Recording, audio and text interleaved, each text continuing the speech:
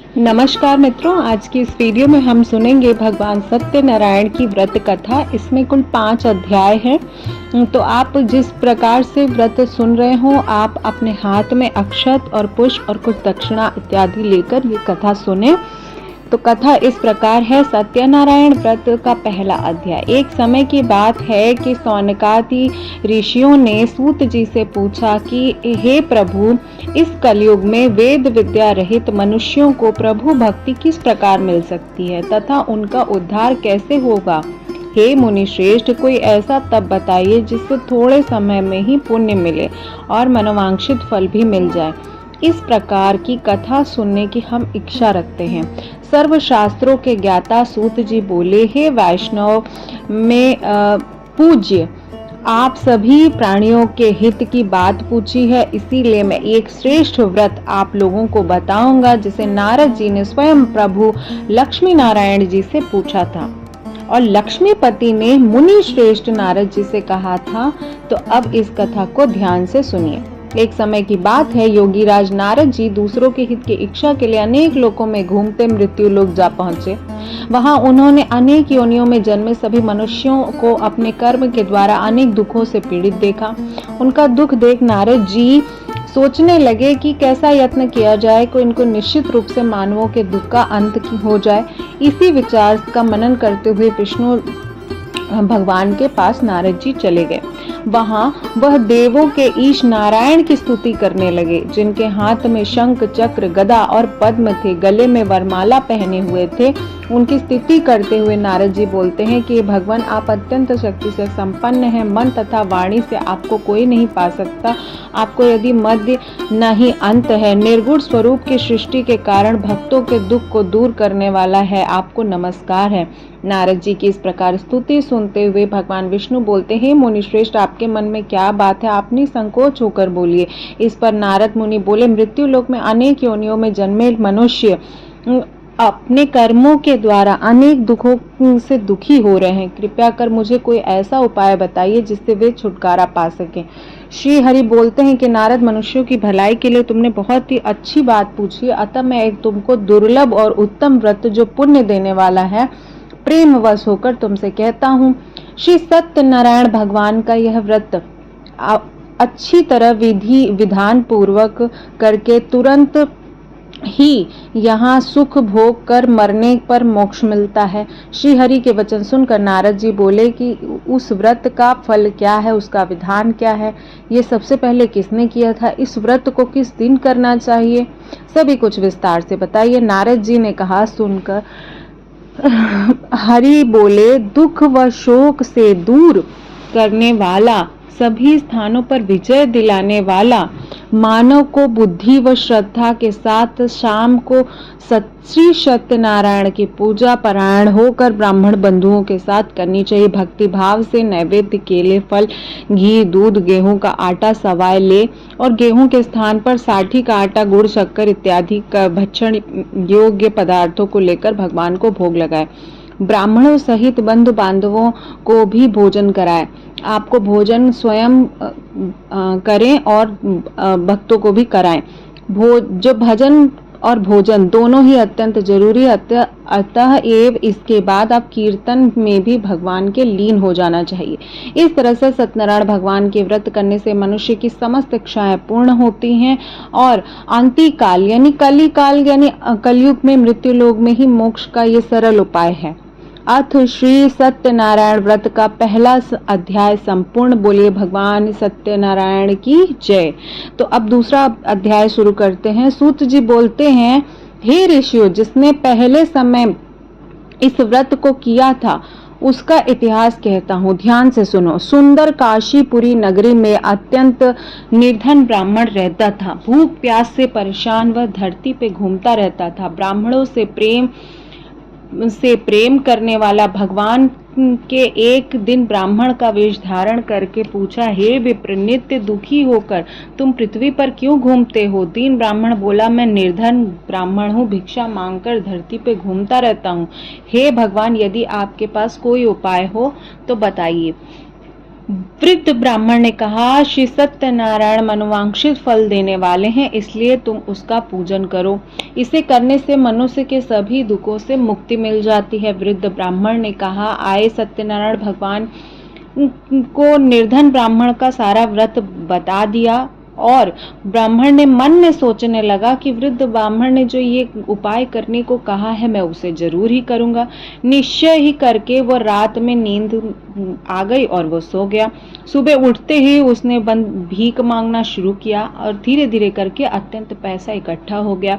फिर वह बंधु बांधवों सहित उन पैसों से श्री सत्यनारायण भगवान की कथा को सुना और इस तरह से करते करते उसके सभी दुखों का नाश हो गया और उसको सभी दुखों से मुक्ति मिल गई। सूत जी बोलते हैं कि हे नारद जी के वचन को सुनकर, सत्यनारायण भगवान के इस प्रकार के कथा वृत्तांत को सुनकर श्री सत्यनारायण के व्रत को किस प्रकार से किया जाए, इस विधि को नारद जी नारायण से पूछते हैं। तो उस पर बोलते हैं, हे विप्र, मैं अब आपको क्या बोलूं। ऋषि बोले, मुनिवर, संसार में उस विप्र को सुनकर किस किस व्रत ने इस किया है उसके बारे में उसका क्या भाव है ये भी जानना चाहता हूँ। सूत जी बोले, जिसने इस व्रत को किया है वे भी सुनो। एक समय ही विप्र धन ऐश्वर्य के अनुसार और बंधु बांधवों के साथ व्रत करने को तैयार हुआ। उसी समय एक लकड़ी बेचने वाला बूढ़ा आदमी आया। लकड़ियों का बाहर रखकर अंदर ब्राह्मण के घर में गया। प्यास से दुखी व लकड़हारा उसने व्रत करके देख विप्र को नमस्कार कर पूछने लगा कि ये आप कौन सा व्रत कर रहे हैं, कृपया मुझे भी बताइए। तो ब्राह्मण ने अपनी समस्त मनोकामनाओं को पूर्ण करने वाले सत्यनारायण भगवान के व्रत के बारे में वृत्तांत कहा और बताया, इसी के कारण मेरे धन वैभव में वृद्धि हुई है। इस प्रकार से लकड़हारा भी मन में संकल्प करके गया कि आज जो भी लकड़ी का गुट्टा बेचूंगा उससे जो भी धन अर्जित होगा मैं भी भगवान की उत्तम व्रत को करूंगा। तो इसी प्रकार से वो लकड़ियों को बेचने गया और लकड़ियां जो हैं 4 गुना अधिक दाम में बिक गई। फिर उसने बड़ी प्रसन्नता से केले, शक्कर, दूध, दही, गेहूं, आटा लेकर भगवान की पूजा अर्चना की। उसके प्रभाव से लकड़हारा धन, पुत्र आदि से युक्त होकर संसार के समस्त सुखों को भोगता हुआ बैकुंठ धाम चला गया। अथ श्री सत्यनारायण व्रत कथा 2 अध्याय संपूर्ण। बोलिए श्री सत्यनारायण भगवान की जय। अब 3 अध्याय सुनते हैं। सत्यनारायण भगवान की व्रत कथा का 3 अध्याय में सूत जी बोलते हैं, श्रेष्ठ मुनियों, अब आगे की कथा कहता हूँ। पहले समय में उल्कामुख नाम एक बुद्धिमान राजा रहता था। वह सत्य वक्ता, जितेंद्रिय था। प्रतिदिन देव स्थानों पर जाता था, निर्धन को धन देता था, उनके कष्टों को दूर करता था। उसकी पत्नी कमल के समान मुख वाली सती साध्वी थी। भद्रशिला नदी के तट पर दोनों भगवान सत्यनारायण का व्रत किया करते थे। वहां पर एक दिन अचानक वैश्य आया और उसने पूछा कि हे राजन, आप किस प्रकार का व्रत कर रहे हैं। हे राजन, भक्ति भाव पूर्व इस व्रत का विधान मुझे भी बताइए। तो राजा बोलते, हे साधु, बंधु बांधु और पुत्रादि को प्राप्त करने वाला महाशक्तिमान श्री सत्यनारायण भगवान का व्रत कर रहा हूँ। राजा के वचन सुर साधु आदर से बोला, हे राजन, मुझे इस व्रत का सारा विधान कहिए। आपके कथनानुसार मैं भी इस व्रत को करूंगा। मेरी भी संतान नहीं है, अतः मुझे संतान की कामना है। समस्त कार्य से निवृत्त होकर वैश्य अपने घर चला गया। सारे वृत्तांत को सुनकर साधु वैश्य ने अपने पत्नी को संतान देने वाले इस व्रत का वर्णन करते हुए बोला कि मैं भी इस व्रत को करूंगा। सांसारिक धर्म से प्रवृत्त होकर सत्यनारायण भगवान की कृपा से उसकी पत्नी, वैश्य की पत्नी, जल्द ही गर्भवती हो गई। 10वें महीने में उसके गर्भ से सुंदर कन्या ने जन्म लिया और उसकी सुंदरता, उसकी कन्या की जो सुंदरता थी वो मान लो शुक्ल पक्ष की पूर्णिमा की तरह सुंदर थी। जिस प्रकार चंद्रमा चमकता है उस प्रकार वह सुंदर थी और उसका नाम था लीलावती। एक दिन लीलावती ने मीठे शब्दों में अपने पति को याद दिलाया। उसके विवाह हो गया। विवाह के बाद का वर्णन है कि अपने पति को याद दिलाया कि अपने सत्यनारायण भगवान के संकल्प को किया था, अतः आप भूल गए हैं। पत्नी को आश्वासन दिया कि मैं इस व्रत को अवश्य करूंगा और ऐसा कहते ही वो कहकर नगर को चला गया।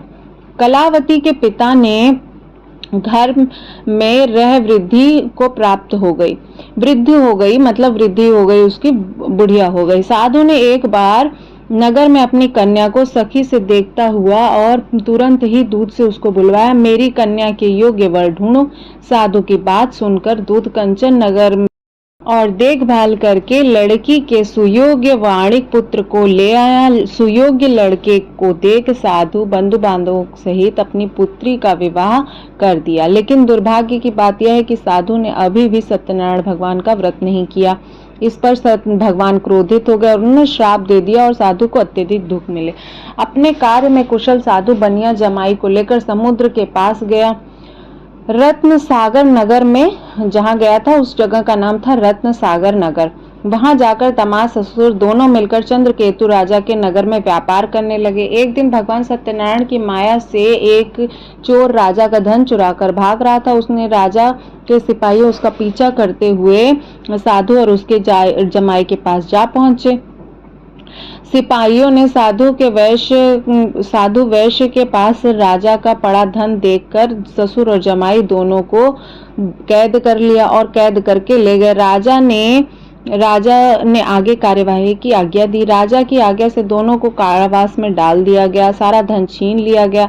सत्यनारायण भगवान के श्राप से साधु की पत्नी को बड़ी दुखी हुई। घर में जो धन था वो सब चोर चुरा ले गए। शारीरिक मानसिक पीड़ा, भूख प्यास अत्यंत दुखी हुई। अन्न चिता के कलावती ब्राह्मण के घर गई और वहां पर श्री सत्यनारायण भगवान की व्रत को होते देखा। माता के कलावती ने से पूछा कि पुत्री, अब तुम कहाँ थी, मेरे मन में क्या था, ये सब बताने का वर्णन करो। कलावती ने अपनी माता से कहा, हे माता, मैं एक ब्राह्मण के घर में सत्यनारायण भगवान की कथा सुनकर आ रही हूँ। कन्या के वचन सुन लीलावती ने भगवान के पूजन की तैयारी की और लीलावती परिवार बंधुओं सहित भगवान की कथा को श्रवण किया। उसने वर मांगा कि मेरे पति जमाई शीघ्र ही घर आ जाएं। सत्यनारायण भगवान इस व्रत से संतुष्ट हुए और राजा चंद्रकेतु के सपने में दर्शन देके कहा, हे राजन, इन वैश्यों को छोड़ दो, इन्होंने तुम्हारा धन नहीं लिया। ऐसा करते ही अगर तुम ऐसा नहीं करोगे मैं तुम्हारा समस्त राज्य, धन, संतान सभी नष्ट कर दूंगा। राजा ये सब कहकर वह अंतर्ध्यान हो गए। प्रातःकाल सभा में राजा ने सभी को बुलाया और वैश्य और उसके जमाई को छोड़ दिया। वस्त्र और छोड़ते समय वस्त्र भूषण और थोड़ा बहुत धन देकर भी उसको विदा किया। अथ श्री सत्यनारायण भगवान तृतीय अध्याय संपूर्णम बोले। अथ श्री चौथा अध्याय आप शुरू करते हैं। सूत जी बोलते हैं, वैश्य ने मंगलचार कर अपनी यात्रा आरंभ की और अपने नगर की ओर चल दिए। उनके थोड़ी दूर जाने पर एक दंडी वेशधारी सत्यनारायण ने पूछा, हे साधु, तेरी नाव में क्या है? अभी वाणी वणिक हंसता हुआ बोला, हे दंडी, आप क्यों पूछते हो? क्या धन लेने की इच्छा है? मेरे नाव में तो बेल के पत्ते भरे हुए हैं। वैश्य के इस प्रकार से कठोर वचन सुनकर भगवान बोले, तुम्हारा वचन सत्य हो। दंडी के ऐसा वचन कह वहां से दूर चले गए। कुछ समय बाद समुद्र के किनारे जाकर वह बैठ गए। दंडी के जाने के बाद साधु वैश्य नित्य क्रिया के पश्चात नाव को ऊंची उठाते देखकर अचंभा मान और नाव में बेल पत्ते आदि देख मूर्छित हो जमीन पर गिर पड़ा। मूर्छा खुलने पर अत्यंत शोक में डूब गया। तब उसका दामाद बोला, आप शोक न मनाइए, यह दंडी का शाप है, इसीलिए हमें उनकी शरण में जाना चाहिए। तो ये सब सुनकर दंडी के पास दामाद और ससुर जा पहुंचे। अत्यंत भक्ति भाव से नमस्कार करते हुए बोलते, हमने असत्य वचन बोला था, हमें क्षमा कर दीजिए। यह कहकर महान शोकातुर होकर रोने लगा। दंडी भगवान बोले, वणिक पुत्र, मेरी आज्ञा से बार बार तुम्हें दुख प्राप्त हुआ है, तू मेरी पूजा से विमुख हुआ है। साधु बोला, हे भगवान, आपकी माया से ब्रह्मा आदि देवता आपके रूप को नहीं जानते, मैं अज्ञानी कैसे जान सकता हूँ? आप प्रसन्न होइए, अब मैं असमर्थ अनुसार आपकी पूजा करूंगा, मेरी रक्षा कीजिए। पहले के समान मेरी नौका धन से भर दीजिए। साधु वैश्य के भक्ति भाव वचन सुनकर भगवान को दया आ गई और उसने ससुर जमाई के नाव को वापस धन से भर दिया। साथियों के साथ सत्यनारायण भगवान की कथा पुनः सुनने के लिए दामाद और वैश्य दोनों वापस चले गए। जब नगर के नजदीक पहुंचे तो दूत घर में आकर खबर दिया कि साधु और उनकी पत्नी को और उनको आने का समाचार सुनाया। दूत की बात सुनकर साधु की पत्नी लीलावती बड़े ही हर्ष के साथ सत्यनारायण भगवान का पूजन अपनी पुत्री कलावती के साथ किया और दर्शन करने के लिए पति को जाती हूँ, कार्य शीघ्र ही पूर्ण हो जा। माता के ऐसे वचन सुनकर कलावती जल्दी ही प्रसाद छोड़ अपने पति के पास चली गई। प्रसाद की अवज्ञा से श्री सत्यनारायण भगवान रुष्ट हो गए। नाव सहित उसके पति पानी में डुबो दिया। कलावती ने अपने पति को वहां न पाकर जमीन पर गिर गई। नौका डूब देख, कन्या को रोता हुआ देख साधु जो था वो भी दुखी होकर बोला, हे प्रभु, तू मुझसे तथा मेरे परिवार से जो भूल हुई उसके लिए क्षमा करे। साधु के वचन सुनकर भगवान प्रसन्न हुए और आकाशवाणी हुई, है साधु, तेरी कन्या ने मेरा प्रसाद छोड़कर आई है, इसलिए उसका पति अदृश्य हो गया है। यदि वह घर जाकर प्रसाद खाकर लौटती है तो इसका पति अवश्य मिलेगा। ऐसी आकाशवाणी सुन कलावती पहुंचकर प्रसाद खाती है और उसके बाद साधु और बंधु बांधवों सहित सत्यनारायण भगवान के विधि विधान से पूजा करती है और उसके प्रताप से उसको मृत्युपरांत मोक्ष और स्वर्ग की प्राप्ति होती है। अथ श्री सत्यनारायण व्रत कथा चौथा अध्याय संपूर्णम। बोलिए सत्यनारायण भगवान की जय। अब सुनते हैं पांचवा अध्याय। सूत जी बोलते हैं, हे ऋषियों, मैं और एक भी कथा सुनाता हूँ, उसे भी ध्यान पूर्वक सुनो। प्रजापालन में लीन तुंग ध्वज नाम का एक राजा था। उसने भी भगवान का प्रसाद त्याग कर बहुत ही दुख सान लिया था। एक बार वन जाकर वन्य पशुओं को मार कर वह बड़ के पेड़ के नीचे आ गया। वहां उसने ग्वालों की भक्ति भाव से अपने बंधु सहित सत्यनारायण भगवान को पूजन करते देखा। अभिमानवश राजा ने उन्हें देखकर पूछा, यह पूजा का स्थान नहीं है, ना ही वह वहां पर भगवान को नमस्कार किया। ग्वालों के राजाओं ने प्रसाद दिया, लेकिन उसने प्रसाद नहीं खाया। प्रसाद को वहीं छोड़कर अपने नगर चला गया। वह नगर पहुंचा तो सब कुछ तहस नहस हो चुका था। शीघ्र ही ये सभी कारण सत्यनारायण भगवान के रुष्ट होने के कारण हुआ था। दीर्घ काल में प्रसाद को न खाकर वह दीर्घकालिक दुख को ले आया, लेकिन उसके बाद दोबारा वो ग्वालों के पास जा पहुंचा और विधि पूर्वक सत्यनारायण भगवान की कथा का श्रवण करते हुए प्रसाद खाया और दीर्घ काल के सुख भोगने के बाद मरणोपरांत उसको स्वर्गलोक की प्राप्ति हुई। जो मनुष्य परम दुर्लभ इस व्रत को करेगा, भगवान सत्यनारायण की अनुकंपा से धन धान्य की प्राप्ति होगी। निर्धन धनी हो जाता है, भय मुक्त जीवन जीता है, संतानहीन मनुष्य को संतान का सुख मिलता है और सारे मनोरथ पूर्ण होते हैं। मानव को अनंत काल के लिए वैकुंठ धाम की प्राप्ति होती है। सूत जी बोलते हैं, जिन्होंने इस व्रत को किया है, अब उनके दूसरे जन्म की कथा कहता हूँ। वृद्ध शतानंद ब्राह्मण ने सुदामा का जन्म लेकर मोक्ष की प्राप्ति की। लकड़हारे ने अगले जन्म में निषद बनकर मोक्ष की प्राप्ति की। उल्का मुख ने राजा दशरथ होकर वैकुंठ गए। साधु के नाम वैश्य मोर ध्वज बनकर अपने पुत्र की ओर चीर कर मोक्ष पाया और महाराज तुंग ध्वज ने स्वयंभू होकर भगवान की भक्ति में युक्त होकर कर्म से मोक्ष को प्राप्त किया। तो अथ श्री सत्यनारायण भगवान का पांचवा अध्याय संपूर्ण। बोलिए श्री सत्यनारायण भगवान की जय। ये थी सत्यनारायण भगवान की व्रत कथा।